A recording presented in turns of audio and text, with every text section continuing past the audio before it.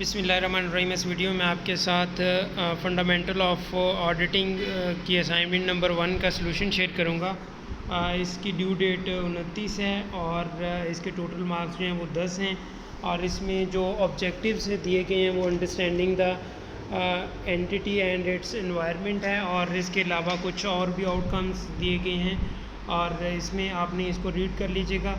इसमें एक सिनेरियो दिया गया है, उसको रीड करने के बाद आपको 4 क्वेश्चंस हैं उनको थोड़ा सा एक्सप्लेन करना है। सिंपल सा ये एक असाइनमेंट है और इसमें आपने इस सिनेरियो को रीड कर लीजिएगा क्योंकि टाइम शॉर्ट है। आप इसको रीड कर लें, मैंने रीड कर लिया है। तो फर्दर इसके सलूशन की तरफ जाने से पहले हम देखेंगे कि जो रिक्वायरमेंट्स हैं वो क्या हैं। सबसे पहले है कि your task is to identify areas for improvement and give recommendations against each of the question asked in the table below. तो आइडेंटिफाई आपने करना है और उसके बाद एरिया ऑफ इम्प्रूवमेंट और रिकमेंडेशन देनी है, ठीक है। तो क्वेश्चन इसका पहला जो है, identify and explain the key components of effective information system that should be ensured by the x take.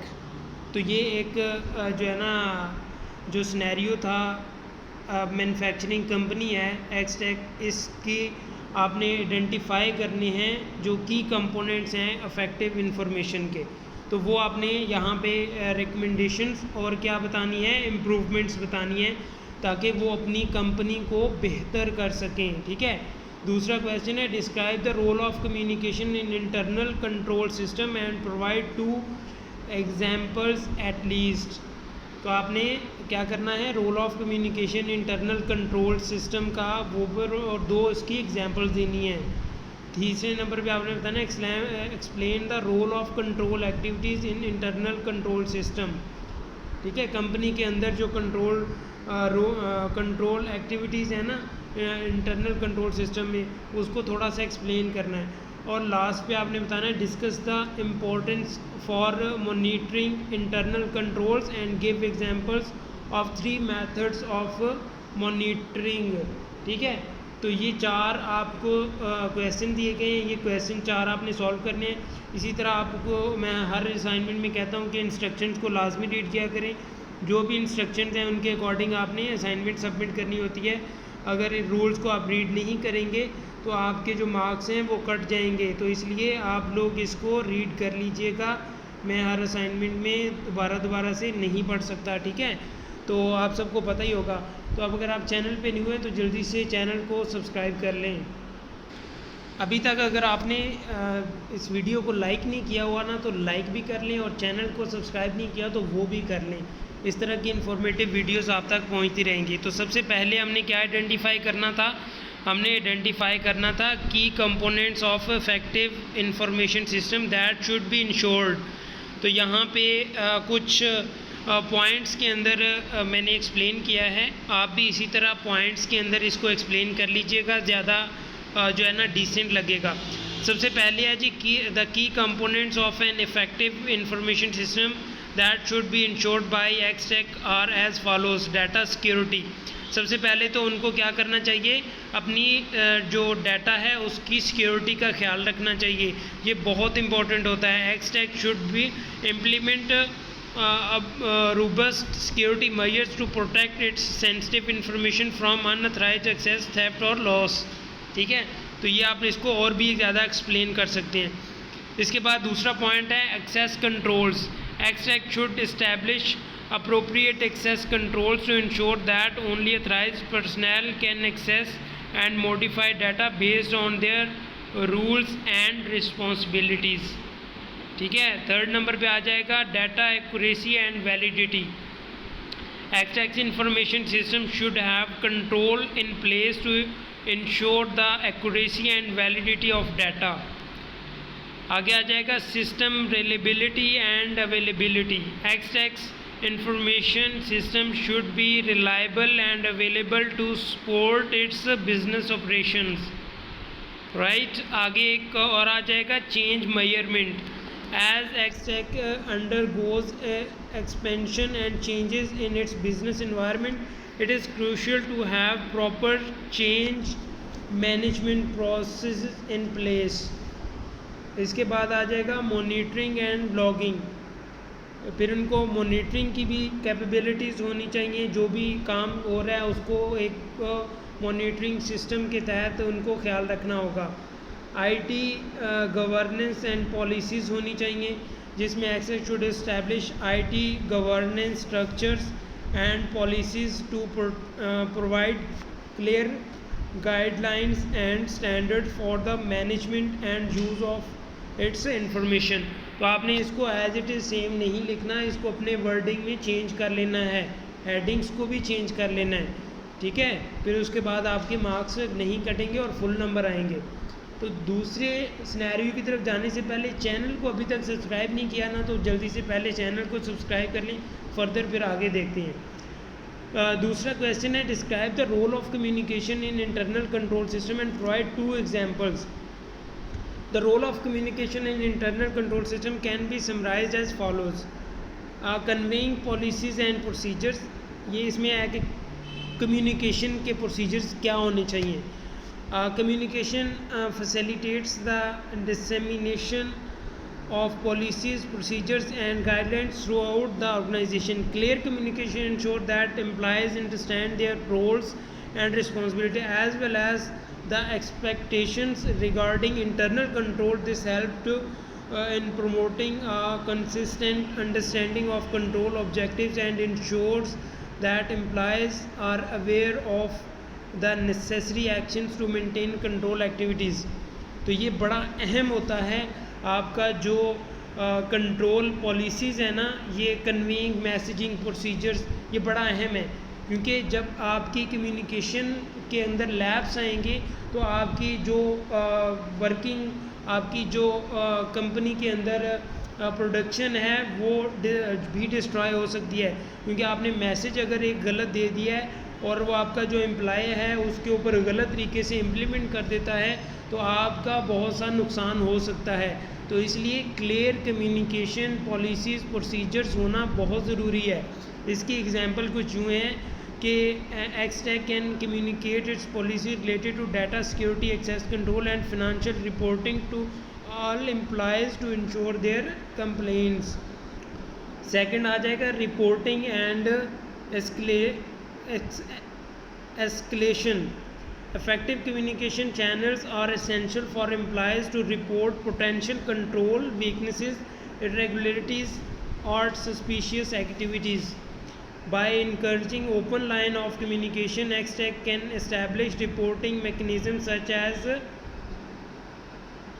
whistleblower hotlines, suggestion box, destination contact person, allowing employees to voice their concern confidentiality.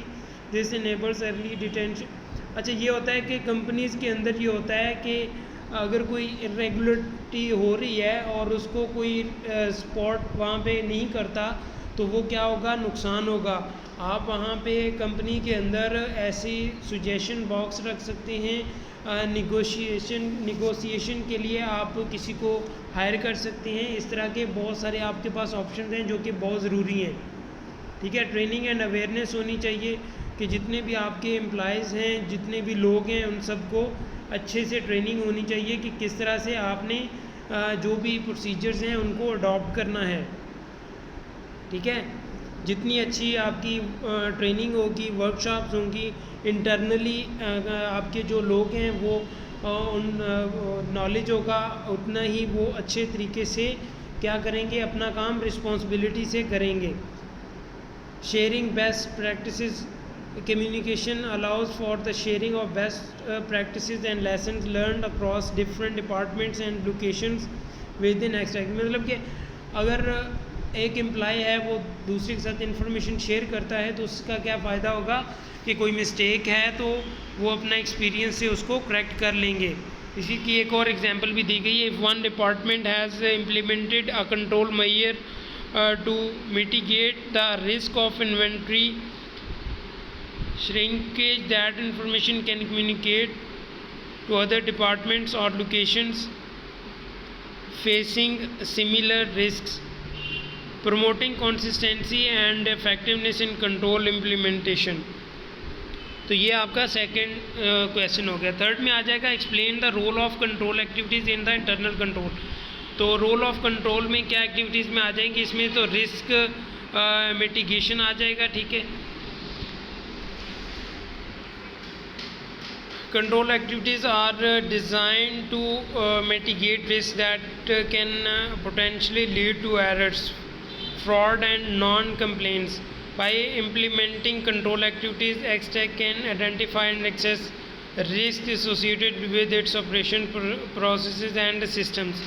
तो ये बड़ा अहम point है, ठीक है, जिसमें risk mitigation के बारे में है कि कंट्रोल एक्टिविटीज़ जो है ना उसके ज़रिए से आप क्या कर सकते हैं, इस तरह के जो भी फ्रॉड और इस तरह के मसाइल आ सकते हैं उससे बच सकते, ठीक है। तो इसके ये बहुत सारे फ़ायदे हैं, तो इसको आपने इसी तरह लिख लेना है थोड़ा सा चेंज करके। इसके बाद ऑपरेशनल एफिशिएंसी आ जाएगी। कंट्रोल एक्टिविटीज़ के अंदर ये भी है कि आप जो ऑपरेशनल एफिशिएंसी है, जो काम हो रहा है उसको एक वेल डिफाइंड और स्टैंडर्डाइज करके करें।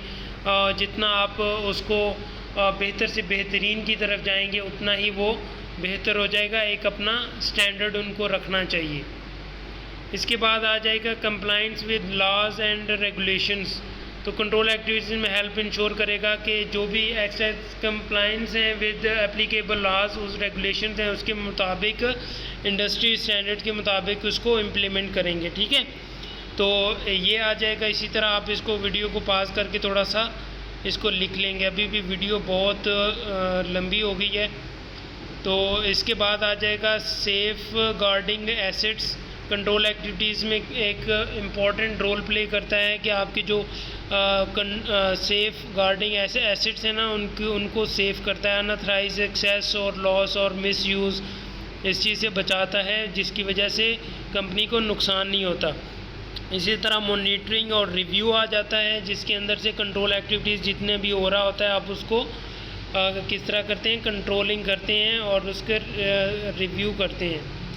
इसके बाद आ जाएगा जो फोर्थ नंबर पे कि आपने इसकी जो कंट्रोल एक्टिविटीज़ इंटरनल है उसकी एग्जांपल्स देनी है। तो importance of monitoring internal controls can be summarised as timely detection of control failures.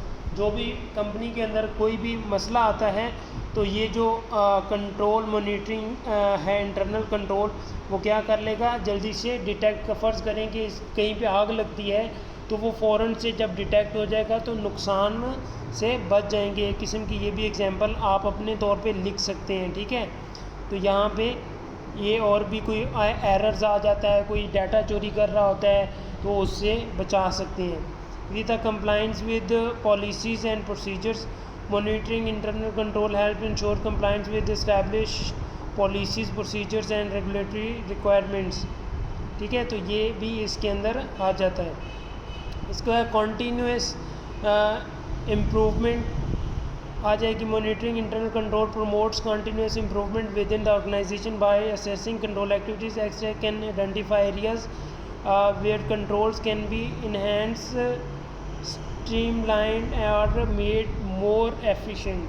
तो ये बड़ा अहम इम्पोर्टेंट है। इसमें 3 एग्जांपल्स आ जाएंगी। इसमें एक आ जाएगा मैनेजमेंट रिव्यू।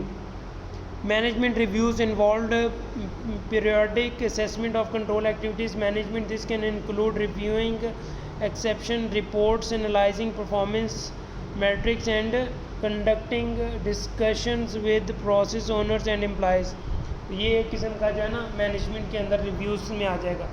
इंटरनल ऑडिट्स, ये बड़ा अहम है कि इंटरनल कंपनी का जो ऑडिट है अगर वो होता रहता है तो उससे क्या होता है कि उनको पता चलता रहता है कि मेरा कितना फ़ायदा हो रहा है, नुकसान हो रहा है, और कहीं पे कोई मिसयूज़ तो नहीं हो रहा, या कहीं पे खुर्द-बुर्द तो नहीं हो रहा पैसा या जो उनके एसेट्स हैं उनको। तो ये ऑडिट बड़ा अहम पॉइंट है। इसके ज़रिए से भी जो कंपनी है वो अपना जो इंटरनल कंट्रोल है उसके ऊपर अपना बरकरार रख सकती है। इसके बाद सेल्फ असेसमेंट आ जाएगी। Employees and process owners within XTech conducting regular reviews of their own control activities to assess assess the activeness of control, identify potential weakness and areas of improvement। तो यहाँ पे पर्सनल भी improvement के बारे में उन्होंने बताया है। ठीक है, तो ये आज का सलूशन था। काफ़ी वीडियो लंबी होगी, हम होप्स हो कि आप लोगों के लिए ये वीडियो काफ़ी हेल्पफुल होगी। और इस वीडियो को लाइक कीजिएगा। अभी तक चैनल को सब्सक्राइब नहीं किया तो चैनल को सब्सक्राइब कर लें। इंशाल्लाह नेक्स्ट मिलते रहेंगे। अपना और अपने प्यारों का बहुत सा ख्याल रखिएगा। मुझे अपनी दुआ में याद रखिएगा। मिलता हूँ नेक्स्ट वीडियो में। इजाज़त दीजिए। अल्लाह हाफिज़।